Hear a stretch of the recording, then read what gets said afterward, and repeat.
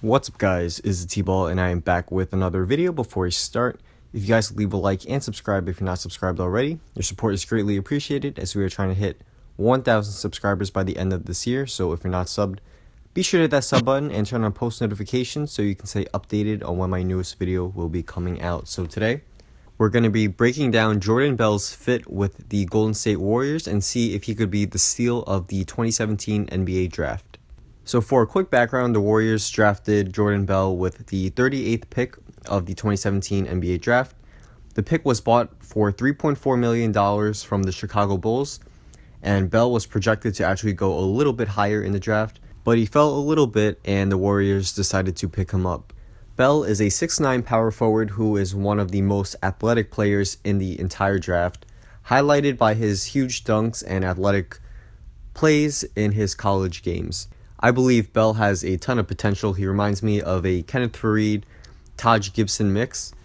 He's not the guy like Faried who is always ready for the alley-oop dunks, but he's more of a athletic bruiser who is always a hustle guy like Gibson, but I think he is a little more athletic than Gibson, and I think in general, I think Bell could provide some much-needed rebounding and physicality to this Warriors team. But with that being said, I definitely think Bell should fit pretty well with the Warriors. I don't think he'll be getting a ton of minutes, yet, especially if the Warriors re-sign Pachulia, McGee, and/or West, but he should definitely see at least some minutes. While he has the size of a power forward, as I said before, he's only 6'9", I'd assume the Warriors would play him sometimes as a center, as they usually like to have 4 guys on the floor who can shoot. So I definitely wouldn't see Bell getting a ton of minutes at power forward, but mainly, center in my opinion. I definitely think Bell will be more of a hustle guy on offense, cleaning up the offensive glass and getting easy dunks on putbacks or from dunks near the basket where guys can just throw it into the paint and he can get the easy jam. I also think that if Bell somehow develops a jumper by the start of the season, he can also open up the floor. But, from judging by his college games and statistics, I think it was something crazy last season where he only took like 16 jumpers the entire season.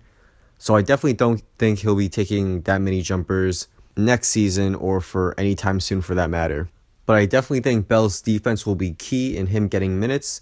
He was said to be a great help side defender and rim protector who can also switch out on ball screens and guard smaller guards as well. He can also do one-on-one post-up defense, and he's also great in the passing lanes where he can just pick off lazy passes and start the fast break. Bell's defense, as I just said before, will help force turnovers and start the fast breaks for the Warriors to get easy slams, scores, and threes in transition. So I definitely think Bell's defense will be key for the Warriors as a team and in general for him to get minutes on a stacked Warriors team. However, I would like to say for all you guys to temper your expectations for Bell, even though if you saw his highlights, they look really good, but just always remember that the highlights don't always tell the full story. Some people have great highlights, like say someone like Michael Beasley. He has great highlights, looks very athletic, but then when you watch him, actually play in game, he doesn't look, as close as being as good as he, looked in the highlights. But I also want to point out that the Warriors had 2 other guys who were thought to be like the future of the Warriors, like James Michael McAdoo and Kevin Looney. Those guys have not been, playing too well for the Warriors when they're on the floor. I know Looney is definitely injured a lot, and McAdoo doesn't really get minutes in general. So, just temper your expectations. I'm not expecting Bell to be a superstar or anything like that, but I definitely think he can be a solid role player, and I think his potential could be something along the lines of a more athletic and basically a little better version of Taj Gibson. So that's a wrap. Thanks guys for watching. If you guys did enjoy, be sure to leave a like and subscribe. I will be putting out some great NBA content throughout the rest of this offseason, especially during when free agency starts, and throughout the rest of the regular season where I'll be putting out some great content there as well. So once again, thanks for watching, and I will see you guys soon for my next video. Peace.